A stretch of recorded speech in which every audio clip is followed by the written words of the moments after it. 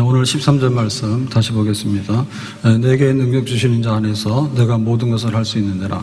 모든 걸 할 수 있다는 얘기는 굉장히 낙관적이고 희망적이잖아요. 그래서 나는 뭐 아쉬울 것이 없고 못하는 게 없고 나는 전능하다. 뭐 이런 자신감이 넘쳐가지고 막 이렇게 하는 자랑, 그런 거는 아니겠습니다. I can do everything. 내 모든 걸 할 수 있다는 얘기는 바울의 얘기는 전혀 다른데요. 지금 바울은 로마 감옥에 있는데 로마 감옥에서 재판을 받고 있거든요. 그래서 이 재판이 한 2년 동안에 되는데 가택 연금 상태에서 재판을 받아요. 그러면 이제 변호사도 선임을 해야 되고 또 자기 먹고 생활도 해야 되는 거고 그 다음에 일단 자유는 없거든요.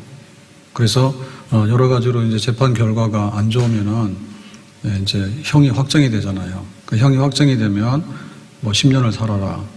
심지어는 이제 넌 사형이다. 이렇게 될 수 있기 때문에 여기는 굉장히 불안하고 그 다음에 굉장히 궁핍하고 그 다음에 불편하고 때로는 억울한 것도 많죠. 바울이 죄 지은 건 없는데 지금 자기가 여기까지 와서 재판을 받고 있잖아요. 그래서 내가 모든 것을 할 수 있다는 얘기는 그냥 낙관적으로 뭐든지 해치울 수 있고 자기 능력에 충만한 이런 거는 전혀 아니겠습니다. 그러면 바울이 모든 것을 할 수 있다는 얘기는 자기가 적응해가지고 감당해낸다.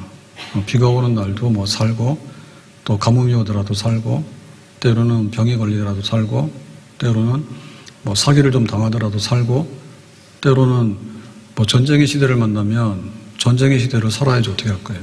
살고 그 다음에 이제 고소당해가지고 체포돼서 재판을 받게 되면 또 재판을 받는 대로 살고 그래서 바울은 넘어져도 다시 일어나고 흔들림이 없고 후퇴가 없는 그런 속이 꽉 차 있는 그런 모습이다. 그게 이제 모든 것을 할 수 있다. 다시 말하면 견뎌내고 감당한다. 이런 뜻이 되겠습니다. 그러니까 한마디로 말하면 거의 오뚜기 던지지만은 그냥 일어나는 거는 똑같아요. 가까이 던지나 멀리 던지나 약하게 던지나 세게 던지나 제자리로 돌아온 것 같다. 그 다음에 이거는 거의 잡초. 잡초는 금강송은 아닙니다. 금강송 같은 거는 임금님 궁궐을 지을 때 쓸 수 있는 제목감은 되는데 한번 부러지거나 그러면 못 쓰거든요. 근데 잡초라고 하는 것은 눈에 띄지도 않아요. 그렇지만 바람이 지나가면 넘어졌다가도 일어나고 그 다음에 사람이 밟고 지나가면 밟혔다가도 일어나는데 별로 상처가 없어요. 그러면 자생력이 굉장히 강하고 거기서 이제 생존하는 게 굉장히 강하죠.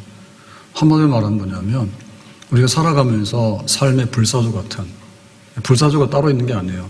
불구덩이 들어가도 살고 물구덩이 들어가도 살고 세워놔도 살고 거꾸로 매달아도 살고 그런 거. 그러니까 자기 생활을 정말 감당해 나가는데 아쉬울 것이 없이 모든 것을 헤쳐나가는 사람. 근데 이제 바울이 그러면은 굉장히 구차하게 생존을 위해서 그냥 목숨만 살려주세요. 그러면 숨만 헐떡헐떡하고 사는 거냐. 우리가 연명치료를 하게 되면 사실은 별로 그 삶의 질은 없잖아요. 그럼 바울이 산다는 것이 그런 거냐면 그런 건 아니에요. 바울은 이방인의 사도로 로마를 벌이라. 이방인에게 복음 전하는 일을 해라. 해가지고 그 12사도들이 하지 못했던 일을 하는 13번째 사도입니다. 그러니까 바울은 거룩한 복음 전파라고 하는 이 사명을 감당하는데 내가 다 감당한다. 그 말이 또 들어있는 거예요. 그래서 지금 여기 로마 감옥에 있는 것도 자기가 그냥 목숨을 구제하기 위해서 온 게 아니라 내가 로마 황제한테다가 재판을 받아서 기독교가 정말 살려둘 가치가 없는 그런 폐역한 그런 건지 아니면 진짜 세상에다 도움을 줄 수 있는 그런 복음인지 이거를 법정에서 내가 판결을 받아야 되겠다라고 하는 뜻에서 이제 지금 재판받고 있는 거거든요. 그러니까는 거룩한 사명을 이루어드리는데 환경과 여건이 좋지 않더라도 거기에 구애받지 않고 나는 모든 것을 감당한다. 그러니까는 완벽한 삶이죠. 완벽한 삶이죠. 자, 그러면 이거를 어떻게 감당할까라고 할 때 비결이 있습니다. 비결이. 앞에 보면 내게 능력 주시는 자 안에서 라고 하거든요. 그래서 보통 사람들이 성경 말씀을 가져올 때 앞도 뒤도 없이 가져와요. I can do everything 그러거든요. 그게 아니라 내게 능력 주시는 자 안에서 내가 한다. 그러면 그 그 능력 주시는 분이 누구냐라고 할 때 이건 한마디로 말하면 예수님 말하는 게 맞아요. 그러면 예수님 안에서 내가 할 수 있다라고 하면 굉장히 간단하잖아요. 근데 바울은 그렇게 안 하거든요. 내게 능력 주시는 자 안에서 라는 얘기는 아는 사람은 알고 모르는 사람은 모르는 거야. 그러니까 내가 뭔가 이렇게 비밀스러운 걸 가지고 있는데 이 비밀 보따리가 나의 능력의 근원이다. 그런 거죠. 그래서 한때 바울은 예수님하고 원수지간이기 때문에 다시 말하면 능력을 받는 게 아니라 자기에 있는 능력도 빼가는, 정말 예수님께서 바울을 죽여도 바울은 죽어야 되는 그런 사람이었어요. 근데 이제 예수님과 화해를 하게 되고 예수님 만나게 되니까 예수님께서 바울에게 대한 능력을 줘가지고 네가 세계 복음 전하는데 로마까지 가라. 이제 이렇게 된 거거든요. 그러니까는 여기 내가 능력 주시는 자 안에서 내게 능력 주시는 자 안에서라는 얘기는 굉장히 그 신비로운 사건이 있었다. 그러니까 예수님이 나하고 안 좋았는데 내가 예수님을 모시고 살 수 있는 신비로운 사건이 있었다. 그게 이제 회심의 사건입니다. 이 회심의 사건은 바울이 다메섹 도상에 가다가 거기서 이제 정오에 하늘에서 빛이 들어오니까 낙마했어요. 말 타고 가다가 눈이 너무 갑자기 밝으니까 낙마했고 거기서 이제 시력을 상실했는데 하늘에서 소리가 들려옵니다. 네가 왜 나를 박해하느냐. 분명히 소리를 들었는데 그래서 누구십니까? 라고 했더니 나는 네가 박해하는 예수라고 그러거든요. 그 예수라고 그러면 바울은 경계하거든요. 예수는 신성모독이고 하나님의 아들이라 했고 그래서 이제 십자가에서 저주받아서 처형됐는데 죽었는데 예수님의 제자들이 돌아다니면서 자꾸만 예수가 살았다고 하고 예수가 그리스도라고 하니까 그게 짜증이 나는 거야. 그래서 믿는 사람들에 대한 증오심이 너무 많아가지고 정말 예수는 죽었고 신성모독하는 자야. 그렇게 했는데 나는 부활한 예수 그리스도인데 내가 메시아인데라고 하니까 바울이 거기서 굴복을 하게 되는 거죠. 그리고 이제 예수님을 영접하게 됐죠. 그리고 예수님께서 너에게 세계 선교의 사명이 있다라고 했단 말이에요. 그러니까 이제 그 능력이 예수님으로 인해서 나에게 온 거예요. 예수님을 모셨기 때문에. 그러니까 예수님이 내 안에 계시는 것은 신비로운 연합의 사건이 되겠습니다. 그러니까 이거 모르는 사람은 모르는 거예요. 그래서 우리가 그 예수님을 알아라고 할 때 아는 사람은 우리가 형제다 이렇게 통하잖아요. 근데 모르는 사람에게는 예수님은 전혀 대화가 안 되는 대화의 단절 그런 것밖에 안 되거든요. 그래서 내게 능력 주시는 자 안에서라고 하는 것은 우리가 예수님을 영접해서 예수님 안에서 살아야 되겠다. 그것이 내 모든 능력의 출발점이 되겠다. 아멘. 나 위하여 십자가에 중한 고통 받으사 대신 죽은 주 예수의 사랑하신 은혜여. 나 위하여 십자가에 중한 고통 받으사 대신 죽은 주 예수의 사랑하신 은혜여. 보배로운 피를 흘려 영영 죽을 죄에서 구속함을 얻은 우리 어찌 찬양 안 할까. 예수님하고 원수되면 뭐예요? 예수님께서 내 안에 있는 능력도 다 빼가잖아요. 그럼 완전 마이너스 되잖아요. 그런데 예수님하고 나하고 남남이잖아요. 그럼 아무런 상관이 없잖아요. 그런데 예수님을 영접했어요. 예수님이 날 위해 죽으셨어? 그럼 나도 예수님 위해 죽을 수 있어. 예수님 날 사랑해? 그럼 나도 예수님을 사랑할 수 있어.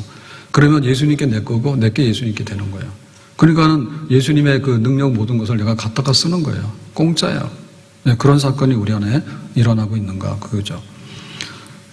제가 그 넷플릭스를 모르다가 폭삭 때문에 이제 그거를 핸드폰에다가 어플 받아가지고 돈 내고 보잖아요. 매일은 못 보고 그거 끝난다면은 볼 일이 없어가지고 트라이를 봤죠. 우연히. 그래가지고 집에서 이제 주일날 저녁에 이제 산책 가면 정신 좀 차리고 가면은 이제 밤에 가요. 그러면은 호수공원까지 2km, 호수공원 한 바퀴 돌면 5km, 집에 오면은 2km, 어영부영 하면 1km. 그래가지고 이제 한 10km 되잖아요. 그럼 한 2시간 걸려요. 그러면 이제 그거 보는 거야. 그래서 트라이 다 봤잖아. 그 다음에 이제 볼 게 없더라고. 그래가지고 이제 기생충을 봤잖아. 그 옛날 기생충을, 오래된 영화를. 그 다음에 지난주에는 명랑을 봤다고, 명랑을 봤다고. 그랬더니 거기서 이런 게 있어요. 그 완전히 그 조선 수군이 이제 이순신이 그 누명을 써가지고 갇혀있을 때 완전히 괴멸됐잖아요. 전쟁이 져가지고. 그 다 흩어지게 되고, 너 저기 권율한테 가서 육군으로 가서 싸워라. 살려줄 테니까. 그러고 이순신이 신에게는 뭐 12척의 배가 남아있으니 해군으로 바다로 가게 해주세요. 뭐 이런 얘기 알잖아요. 그죠? 그래가지고 이제 겨우 가니까 없잖아요. 배도 없고 군사도 다 흩어졌잖아. 그래서 군사를 끌어모았는데 일본 배들이 너무 많고 하니까 겁먹어가지고 그 앞에서 전쟁해가지고 완전히 괴멸당했잖아요. 조선 수군이. 싸울 엄두를 못 내는 거지. 그래서 거기서 하는 말이죠. 생즉사, 사즉생이다. 죽고자 하는 자는 살고, 살고자 하는 죽는다. 그래가지고 이 전쟁에 이기는 거는 일본 사람하고 싸우는 게 아니라 외군이랑 싸우는 게 아니라 나 자신과 싸우는 건데 나 자신과 싸우는 것은 두려움과 싸우는 거다. 그러니까 두려워하지 마라. 그래가지고는 이제 도망가는 놈 쳐 죽이고 이렇게 해서 다 잡아요. 그러니까 자기가 죽기로 가고 앞장서죠. 그죠? 그래서 거기 울돌목 그 해전에서도 보면은 처음에 얼마 되지 않는 배들인데도 다 나서질 않습니다. 그러니까 그냥 이순신이 혼자 나가가지고 혼자 싸우는 거야. 그러다 나중에 와서 이제 좀 붙어가지고 어쩌고저쩌고 해서 이제 거기서 대승을 하지 않습니까?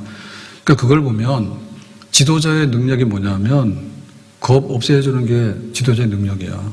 도망가는 놈 잡아놓고 싸우게 하는데 어차피 죽을 거니까 싸우다 죽는 게 낫다. 그래가지고 이제 내 능력의 100%를 끄집어내는 거죠. 거기까지예요. 그죠? 그 위대한 지도자예요. 그러니까 대부분의 경우는 뭐냐면 살만한데 자기가 자포자기하고 죽습니다. 대부분의 경우는. 근데 자기 자신을 불사르는 사람은 뭐냐면 100% 다 내놓고 죽습니다. 그런데 이것 가지고는 내가 모든 것을 할 수 있는 게 못 돼요. 바울이 해봐야 얼마나 하겠어요. 근데 예수님의 능력으로 하고 하면 바울이 하는 것보다 100배, 1000배를 더 할 수 있거든요. 그게 문제예요. 그걸 하는 거야. 고린도후서 1장 9절에 보면 이런 말씀이 있습니다. 우리는 우리 자신이 사형 선고를 받은 줄 알았으니 그 사형 선고는 뭐냐면 너는 죽어야 되고요. 그건 이제 그 상황입니다. 그런데 사형 집행은 지금 될 수도 있고 한 달 후에 될 수도 있는 거예요. 그래서 이거는 지금 에베소에서 바울이 복음을 전할 때 만난 사건이다라고 이해를 하게 되는데요. 에베소가 어떤 데냐면 아시아의 수도예요. 아시아의 수도예요. 그럼 여기는 뭐냐면 아데미 신전이 있는데 그 아데미 신전의 본산지예요. 그러니까 우상숭배가 뿌리 깊은 데고 그걸로 먹고 사는 도시예요. 한마디로. 그러니까 여기에 이제 신상을 팔아서 사는 사람들이랑 그 다음에 이제 그 신전의 모형을 만들어서 파는 사람들. 그 다음에 이제 거기 아데미 신 섬기러 오게 되면 먹고 자고 하는 데서 이제 다 이제 돈이 떨어지니까 이렇게 해가지고 굉장히 돈 많이 벌던 사람들이 발칵 뒤집은 거죠. 예. 그래서 그 사람들이 뭐라고 했냐면 바울 때문에 아데미 여신을 모독한다. 그러니까는 이놈은 에베소에서 살려두면 안 된다. 그래가지고 선동을 하니까 사람들이 바울을 죽이자는 거죠. 그래서 순식간에 폭도로 변해가지고 재판이고 뭐고 없이 잡히면 죽게 생겼거든요. 아마 그때 상황 같아요.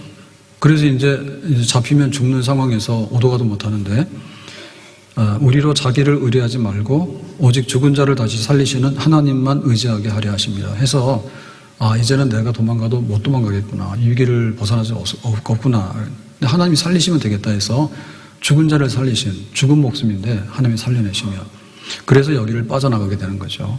네, 그런 간증이다라고 보는 거예요. 그러니까 이제 예수님하고 우리하고 사이에 있어서 나는 죽었는데 예수님이 내 안에 들어왔다. 그러니까 나는 돈 떨어졌는데 예수님께서 나에게 돈도 공급해 주셨다. 나는 병들었는데 예수님께서 나에게 건강도 주셨다.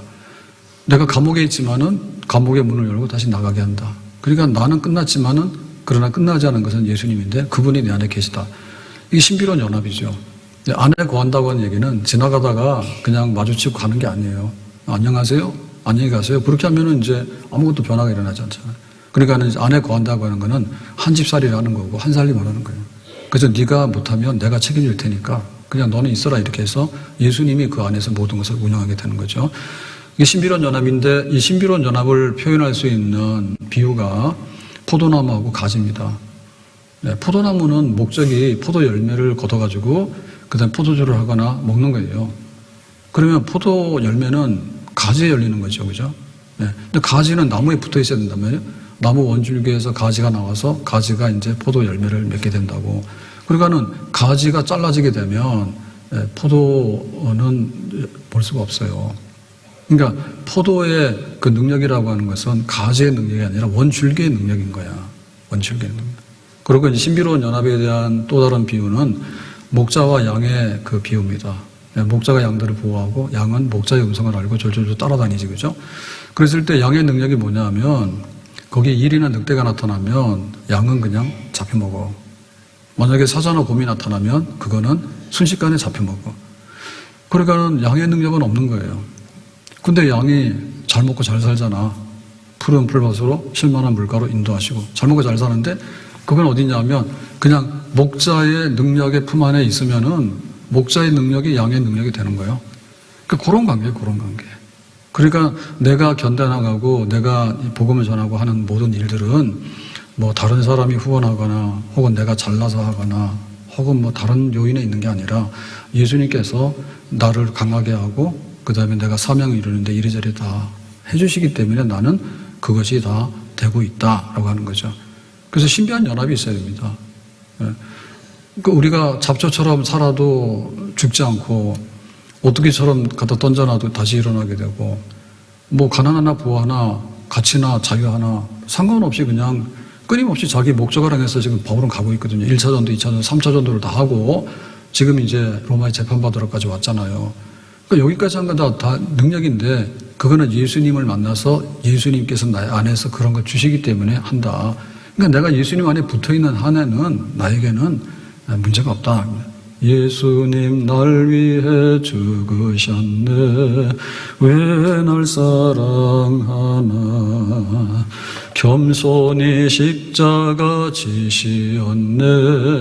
왜 날 사랑하나. 왜 날 사랑하나. 왜 날 사랑하나. 왜 주님 갈보리 가야 했나. 왜 날 사랑하나. 왜 날 사랑하나. 왜 날 사랑하나. 왜 날 사랑하나. 왜 주님 갈보리 가야 했나. 왜 날 사랑하나. 내가 선을 향하여 눈을 들리라. 나의 도움이 어디서 올꼬. 천지를 지으신 여호와에게서로다. 그래서 자기의 도움을 발견했죠. 야, 정말 하나님께서 나를 도우시는구나. 그런데 하나님 없다 하는 사람은 뭐예요? 아무것도 없구나. 산은 산이고 나는 나다 그러지. 근데 저 산을 지으신 하나님께서 나의 도움이 되신다. 그래서 하나님을 잘 믿는 사람은 하나님의 도움을 받을 때 물가에 심은 나무가 되고 하나님을 업신여기거나 사람 중심으로 사람들에게 도움을 얻으면서 살아가는 사람은 사막의 떨기나무다. 이게 차원이 다른 겁니다. 사막의 떨기나무는 아무리 해도 열매나 아름다운 모양은 안 나타나요. 죽지 않으면 겨우겨우 사는 거예요. 근데 물가에 심은 나무는 뭐냐면 기근이 오거나 가뭄이 오거나 하더라도 뿌리가 깊어가지고 별로 영향 안 받아요. 그러니까 그냥 견뎌내는데 나중에는 시절을 젖어서 열매를 맺거든요. 그러니까 내 안에 하나님 계시는가, 내 안에 예수님 계시는가, 내가 하나님하고 원수됐는가, 내가 예수님하고 원수됐는가, 그걸 구분하셔야 돼요. 그러고 하나님은 하나님이고 나는 나다. 아주 독립해버렸다. 남이요. 예수님하고 나하고는 남이다. 라고 하면은 안 되는 거예요. 그래서 우리 믿는 사람이 강하고 믿는 사람이 이 땅의 삶을 끝까지 잘 살아간다. 내가 순례자로서 천국까지 무사히 간다라고 하는 얘기는 항상 기본이 내가 예수님 안에서 한 살림하고 예수님과 내가 동거하고 있는 삶을 살고 있는가. 양의 능력이 양이 뿔이 있어요. 칼이 있어요. 아무것도 없어요. 근데 그냥 목자만 따라다니면은 정말 잘 사는 거예요.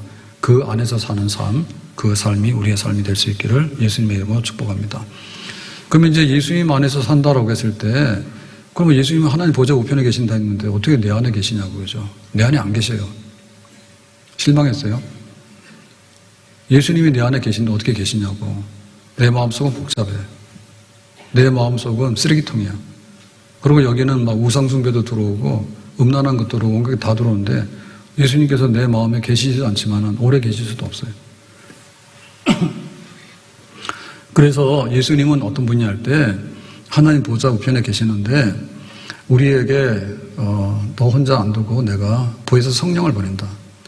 성령이라고 하는 것은 우리 마음속에 계실 수가 있어요. 성령은. 그렇지만 성령이 우리 마음속에 계시지만은 그러나 그 성령이 우리 마음속에서 어떻게 하는가에 대해서는 사실은 우리는 느낌이고 하나의 어떤 경험 정도는 간혹 느끼지만은 그러나 구체적으로 그거를 보기는 어려워. 영이기 때문에. 그래서 이 성령으로 계신다 할 때 뭐가 이릅니까? 계속. 성령이 계신다 할 때 그 성령은 말씀을 드러내면서 계시는 거예요. 그러니까 예수님이 내 안에 계시는 건 한마디로 말해서 말씀이에요. 말씀이에요. 내가 너를 사랑한다. 내가 너를 위해서 십자가에 죽었어. 그 말씀이 있으면 내 안에 예수님이 계시는 거예요. 아멘? 로마서 8장 35절에 누가 우리를 그리스도의 사랑에서 끊으리요. 혼란이나 공고나 박해나 기근이나 적신이나 위험이나 칼이랴 그랬거든요. 그러니까 여러 가지 상황들이 있는데 예수님 날 사랑하냐라고 할 때 32절에 자기 아들을 아끼지 아니하시고 모든 사람을 위하여 내어주신 이가 어찌 그 아들과 함께 모든 것을 우리에게 주시지 아니하시겠느냐. 그러니까 아들을 내놨는데 예수님 날 위해 주기까지 하셨는데 뭘 안 주겠느냐. 그러니까 그 예수님의 사랑이 공고, 환난, 박해, 기근, 적신, 위험, 칼 이 모든 것을 이긴다. 칼이 오더라도 예수님의 사랑으로 막으면 칼 안 맞은다.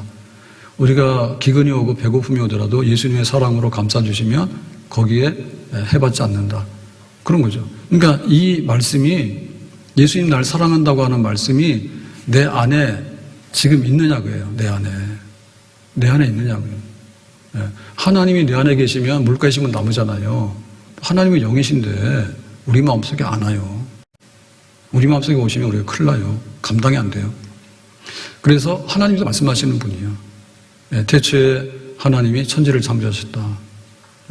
빛이 있으라 하시니 빛이 있고 하늘이 있으라 하시니 하늘이 있고. 그렇죠. 이거 하나님 말씀하시는 분이거든요. 그 하나님께서 말씀하실 때 이사야 43장 1절에 보면 야곱아 너를 창조하신 여호와께서 말씀하시느니라. 이스라엘아 너를 지으신 이가 말씀하시느니라. 그러니까 하나님이 있는 곳에 계셔. 다만 우리에게 말씀을 하셨어요. 말씀이라고 하는 것은 뭐냐면 언어적인 표현이에요. 언어적인 표현이기 때문에 언어적인 표현은 인지할 수가 있어요. 우리가 그거를 깨달을 수가 있어요.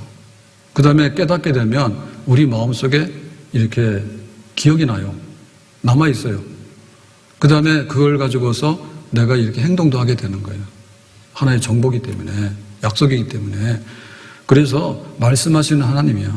근데 어떻게 말씀하시는가 하면 너는 두려워하지 말라. 내가 너를 구속하였고 내가 너를 지명하여 불렀나니 너는 내 것이라 라고 하잖아요. 그러니까 이제 이게 하나님 말씀이죠. 너를 구속했다는 얘기는 돈 주고 값 주고 사온 거예요. 쓰레기는 버리잖아요. 쓰레기도 막 버릴 게 많으니까 좀 돈 내야지 버려. 그냥 버리면 안 돼. 무단 투기하면 안 된다고. 돈 내고 버린다고. 근데 귀한 것은 뭐예요? 돈 주고 사와야 되잖아. 그러니까 하나님께서 우리를 돈 주고 샀다니까. 그 다음에 뭐예요? 내가 너를 지명하여 불렀나니라고 하는 선택인 거예요. 선택한 사람 마음이야. 그냥 이거는 뛰어넘어가면은 얘는 선택 못 받는 거야. 근데 제일 못나고 제일 말썽꾸러기인데 내가 선택을 하면 내가 선택을 받는 거야. 선택인 거야, 이게. 그 다음에 뭐 있습니까? 너는 내 것이라 했잖아요. 내 것이라고 하는 소유야, 소유. 내 거야. 이 얘기는 뭐냐면 완전 책임이야, 완전 책임. 예? 우리가 보험을 왜 하느냐면 굉장히 위태롭고 안 좋은 상황에서 조금 보호를 받는 것 때문에 보험이에요. 근데 보험료 내고서 보험을 제대로 못 받는 경우도 많아. 그리고 생명보험은 하나 많아요. 나는 죽지만 나머지 사람한테 가는 것이지 나한테는 오는 게 내가 살아야지 되는데 네 생명은 내가 너를 보장 못하지만 네가 죽고 나서는 식구들한테 좀 줄게. 그러면 생명보험이란 말이에요. 그게 보험인데 하나님께서 너는 내 것이라 하시면 완전 보험이거든요. 완전한 책임이란 말이에요. 그러니까 이 하나님인데 이 하나님이 어디 계시냐 할 때 우리 마음속에 와 계시는데 하나님의 말씀이 이 말씀이 내 마음속에 새겨져 있으면 하나님 내 안에 계시는 거예요. 그러니까 예수님 안에서 능력, 하나님 안에서 능력이라고 하는 것은 곧 말씀이 내 안에서 살아서 여기에서 지금 깨닫게 하고 느끼게 하고 행동하게 하는 그 영향가를 발휘하고 있는 것. 밥 먹으면은 힘나죠. 그 다음에 뭐예요? 밥 시간이 지나가면 허기지잖아요. 하루 굶으면 보이는 게 없습니다. 한 3일 굶으면 막 휘청거립니다. 나중에 많이 굶으면 헛것이 막 보입니다. 그러니까 이 말씀이 우리 속에서 배부르게라고 하는 얘기는 말씀이 들어와야 되는 거고 그게 소화가 돼야 돼. 돌 먹으면 배는 부른데 죽어. 돌 먹으면. 그러니까 하나님 말씀이 우리 안에 힘과 능력으로 계속해서 영양분을 공급하는 그런 하나의 활동이 우리 안에서 이루어지는 것이 말씀 안에 거하는 생활, 예수님 안에 거하는 생활은 말씀이 내 안에서 활동을 해가지고 그 말씀이 내가 너를 사랑해, 너는 내 것이야, 내가 너를 선택했어, 내가 너를 책임질게, 그것이 끊임없이 계속돼야지 그게 배가 불러서 힘을 유지하는 상황이죠. 힘을 유지하는 상황이. 그래서 죽 먹는 거랑 밥 먹는 게 달라요. 코끼리가 크잖아요. 코끼리가 큰데 뭐예요? 초식동물 아닙니까? 그러면 코끼리가 우리처럼 샐러드처럼 먹으면 어떻게 될까? 코끼리가 샐러드를 먹었다. 그러면 먹자마자 주저앉아 힘이 없어서. 그 코끼리 떼들이 막 내려와서 하면요. 그 숲이나 뭐나 다 황폐화됩니다. 하도 많이 먹어서. 많이 먹어야 돼요. 얘네들은 그 대책임질을 해가지고 많이 먹어도 대책임질 해가지고 그거를 유지할 수 있는 거예요. 오래도록. 한 번에 많이 먹었는데 대책임질을 못하면은 이거 그냥 다 소화가 안 돼요. 그래서 상당 시간 대책임질을 계속해서 많이 먹어도 소화 시간을 시켜가지고 이렇게 유지를 하는 거예요. 그 에너지를. 그러면 사자가 생쥐 한 마리 먹으면 어떻게 되겠어요? 먹자마자 주저앉아요. 배고파서. 그러면 사자는 자기보다 덩치 큰 놈을 잡아먹거든요. 얼룩말 같은 거를. 근데 얼룩말을 10마리 잡아먹으면 어떻게 되냐? 배 터져서 죽어. 그러니까는 이거는 소화 시간이 굉장히 길어요. 그러니까는 조금만 먹더라도 코끼리처럼 많이 먹지 않더라도 사자가 어느 정도 배가 부르면 사냥할 필요가 없습니다. 그냥 가만히 있어도 안에서 다 영양분이 역사를 하기 때문에 견디고 있는 거야. 그러니까 바울이 그 능력 안에 거한다라고 하는 얘기는 말씀이 있는데 바울의 말씀은 평생토록 지속이 되는 거예요. 감옥에 가도 말씀이 지속이 되는 거고 자기가 자유에도 말씀이 지속이 되는 거고 자기가 선교 헌금이 들어와서 되더라도 지속이 되는 거고 선교 헌금이 끊어지면은 자기가 천막만원의 노동을 하면서도 지속이 되는 거고 그러니까는 그 말씀이 안에 있기 때문에 주변 상황에 굴복하지 않고 그 말씀이 주는 에너지를 가지고서 계속해서 힘이 나서 지금 바울이 견뎌내고 있는 거죠. 여호수아가 가나안 정복 전쟁을 합니다. 7년 동안 해요. 7년 동안에. 그런데 이 가나안은 7 족속들이 살고 있어요. 근데 7 족속들이 아니라 따지고 보면은 그 당시에는 도시국가예요. 도시국가. 그 여리고성 전쟁 그러면 여리고서라고 하는 나라하고 싸우는 거예요. 도시국가예요. 도시국가. 그러면 그게 30개가 넘어. 근데 다 이겼어. 딱 한 번 졌거든요. 다 이기는 비결이 뭐냐 하면 여호수아 군대가 무슨 무기가 많거나 어떤 특별한 그런 게 있는 게 아니고 여호수아 1장 8절에 보면 이렇게 말합니다. 이 율법책을 내 입에서 떠나지 말게 하며 그것을 주야로 묵상하여 그 안에 기록된 대로 다 지켜 행하라 했거든요. 그러니까 이게 이제 승리하는 능력이 이거예요. 그러면 율법책이라는 것은 구약 성경인데 입에서 떠나지 말다는 얘기는 이거 보면은 이거는 문자적으로는 안 맞아요. 말씀이 입에서 떠나지 않는다고. 이거 말씀은 성경인데 그러면 성경을 여기다 내가 이렇게 달아매놓고 그럼 밥은 어떻게 먹고 그러면 이놈이 여기 달려 있습니까? 그러니까 이건 뭐냐면 이 말씀을 자기가 되새김질해 가지고 작게 소리 내는 거예요. 하나님이 날 사랑한다고 써 있어.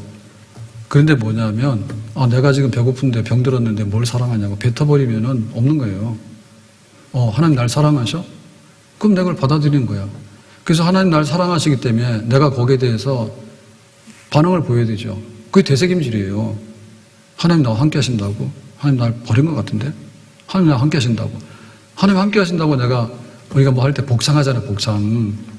예? 군인들이 뭐 하면은 따라서 해 그러면 막 따라서 하잖아요. 그렇게 되기 때문에 이 말씀이 들어와서 하나님께로 이렇게 나는 그걸 제대로 받았습니다라고 읊조리는 거 있죠. 이거를 다른 말로 묵상이라는 거예요.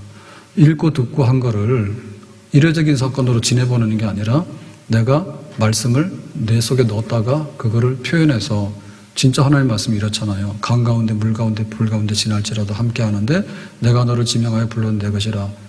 사망의 골짜기를 지날지라도 해봤지 않는다. 여호와는 나의 목자시니 나를 푸른 볼 심한 물가를 인도하신다. 이게 계속 나오는 거지. 그게 살아있다는 거지.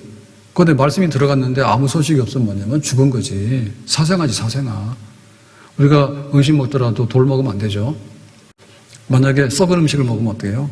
배탈 나서 오히려 병나 죽어버립니다. 그 말씀이 그런 현상이 일어날 수 있는 거예요. 내가 예수님만이 구하는 건 말씀만이 구하는 건데 말씀만이 잘못 구하게 되면 썩은 음식이 돼가지고 배탈이 나. 그러면 오히려 역작용이 일어나는 거예요. 근데 그거를 말씀을 내가 입에다 올리면서 과연 그러하다고. 그래서 뭐라고 했는가 하면 너는 강하고 담대하라. 그래야면 형통할 것이다. 그랬죠. 여호수아 군대에게. 그러니까 여호수아 군대는 그렇게 싸우는 거예요. 여리고성에 갔는데 하루에 한 바퀴씩 돌아. 그 다음에는 안식일날 7바퀴 돌아. 그 다음에는 함성을 질러. 그러면 여리고성 무너질 거야. 그냥 그 말씀을 듣고서는 마음에다 두고서는 계속해서 그렇게 하다가 마지막에 소리를 지르니까 여리고성이 무너지더라고요. 그러니까 그 말씀의 능력, 하나님의 능력은 말씀하신 그대로 드러내는 능력이란 말이에요. 그 능력이 나타나게 된 거죠. 그런데 이제 여호수아의 그 전쟁 역사, 승리 역사 속에도 보면 패배가 있는데 이 패배가 아이성에서 패배합니다. 아이성이라는 얘기는 매우 작다는 뜻이에요. 조그만 성에서 패배했다는. 이걸 왜 그러냐면 하나님 말씀을 거역해서 하나님 말씀을 뱉어내는 사건 때문에 그랬던 거예요. 그게 주인공이 아간이죠. 전리품을 갖다 내놔라니까 자기가 탐이 나가지고 자기 집에다 숨겨놨잖아요. 그래가지고 하나님께서 제비 뽑아가지고 아간이 내 거 가져갔어. 그래서 너희들 아이성에서 지는 거야 있잖아. 그러니까 하나님 말씀대로 하라니까 뭐예요? 하나님 말씀대로 반대로 했지. 반대로 했죠. 다윗 같은 경우에 보면 다윗은 그야말로 이제 골리앗을 이깁니다. 물맷돌로. 근데 물맷돌로 골리앗을 이긴다는 얘기 말이 안 되는 얘기예요. 근데 어떻게 됐는가 하면 사무엘상 17장 45절에 너는 칼과 창과 단창으로 내게 나오거니와 나는 만군의 여호와의 이름 네가 모욕하는 이스라엘 군대 하나님의 이름으로 내게 나가노 그랬잖아. 그러니까는 물맷돌로 이긴 게 아니라 사실은 하나님의 이름이에요. 하나님의 이름이라는 얘기 뭐냐? 하나님 그분으로 이긴다는 얘기야. 하나님이 너를 가만두지 않을 거야? 그래가지고 골리앗이 쓰러지게 된 거야. 그러니까 하나님 그분에 대한 그 믿음, 하나님이 나와 함께 하신다는 말씀에 대한 그 신뢰가 물맷돌을 통해서 표현된 거죠. 그래서 이제 이 다윗이 이제 유명한 용사가 되잖아요. 그리고 이제 다윗 왕이 되잖아요. 왕이 됐을 때 주변에 있는 나라들을 전부 다 정복을 합니다. 그래가지고 다윗은 강력한 그런 전성기를 이제 구축을 해요.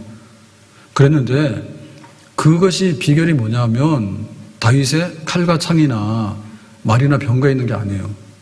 솔로몬 때 영광은 있었지만은 금방 망했거든요. 솔로몬의 왕국은 세트에서 남북 갈라져 버렸습니다. 근데 아버지 다윗 때는 그러지 않았거든요. 그 결정적인 차이가 뭔가 하면 다윗은 말이나 병거나 창이나 이런 걸 의존하지 않았어요. 물맷돌이면 되는 거예요. 그 대신에 만군의 여호와 이름으로 나가는 거야. 근데 솔로몬은 돈이 많아가지고 애굽에다가 말과 병거를 수입해요. 근데 다윗은 어떻게 했습니까? 말을 보면은 말의 힘줄을 잘라버렸어. 그러니까 말 타고 전쟁하러 안 간다는 얘기죠. 근데 전쟁 나가려고 하면 말이 있으면은 굉장한 군사력이거든요. 그 다음에 병거가 있으면 더 중무장한 군대예요. 근데 다윗의 군대는 그런 군대가 아니야. 그냥 하나님의 이름으로, 믿음으로, 하나님의 약속대로 가서 싸워서 이기는 그런 전쟁을 한 건데 솔로몬은 다른 전쟁을 했다고. 그러면 다윗이 이렇게 군대가 특별한 무기가 없는데도 승승장구했던 비결은 뭐냐면 하나님을 마음속에 두고 하나님과 연합하는 건데 그 비밀은 뭐냐면 하나님 말씀이 다윗 속에 있는 거예요. 하나님 말씀이. 그래서 하나님의 말씀이 우리에게 있을 때 우리의 느낌을 표현할 수 있느냐라고 하면 표현할 수 있지. 밥 먹으면 맛있어, 맛없어. 다 똑같아요?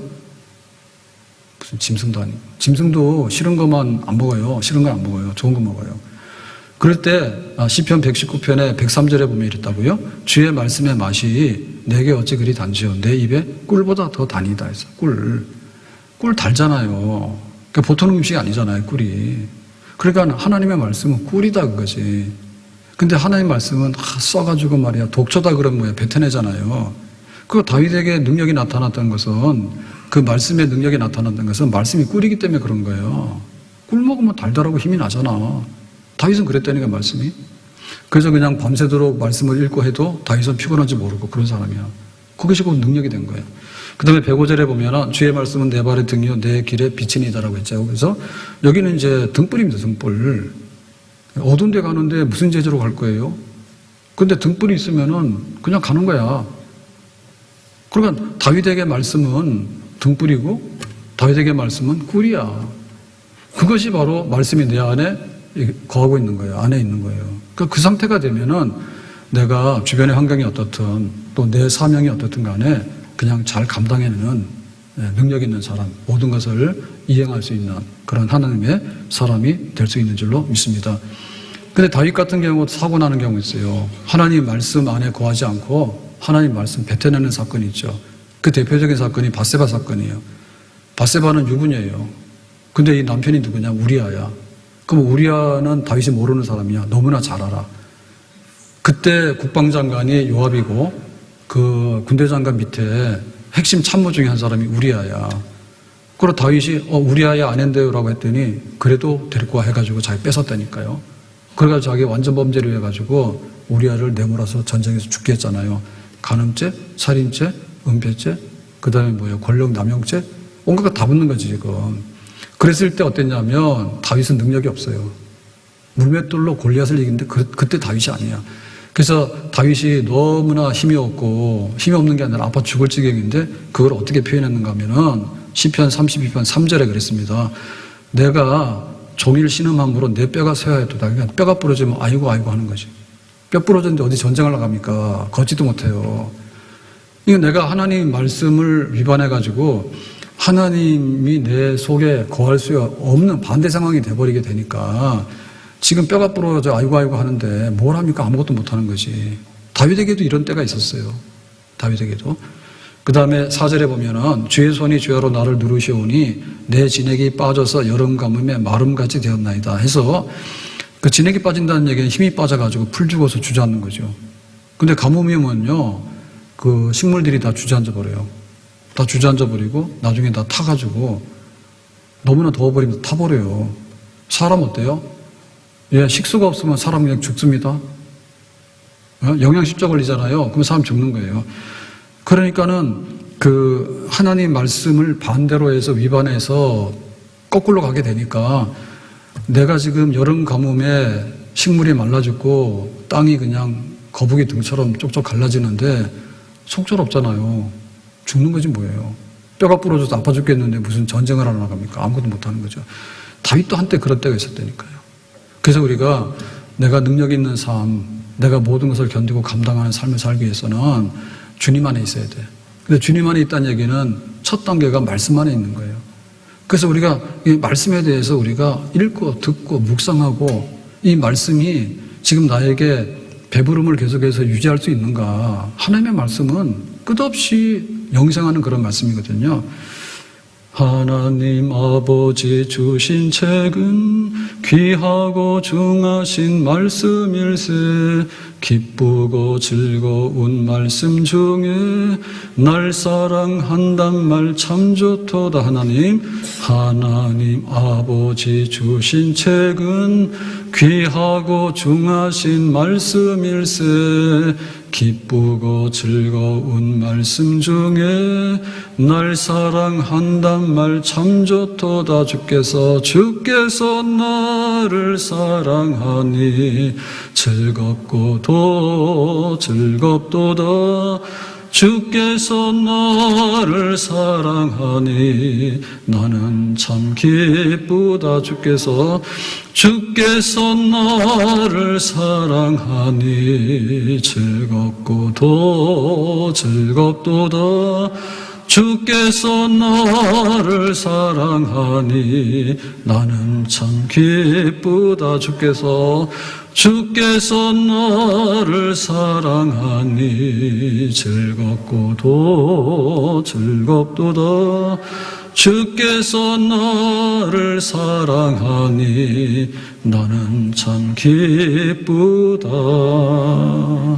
말씀 안에 거하는 능력 있는 삶, 그래서 모든 것을 할 수 있는 그런 주인공이 될 수 있기를 예수님의 이름으로 축복합니다. 기도합니다. 오늘 주신 말씀과 같이 내게 능력 주시는 자 예수님 안에서 우리의 모든 삶을 견디며 감당하며 이겨나가며 주신 거룩한 사명도 이룰 수 있는 그야말로 하나님의 능력의 증인으로 살아가는 저희들이 되기를 바랍니다. 예수님의 이름으로 기도합나이다. 아멘.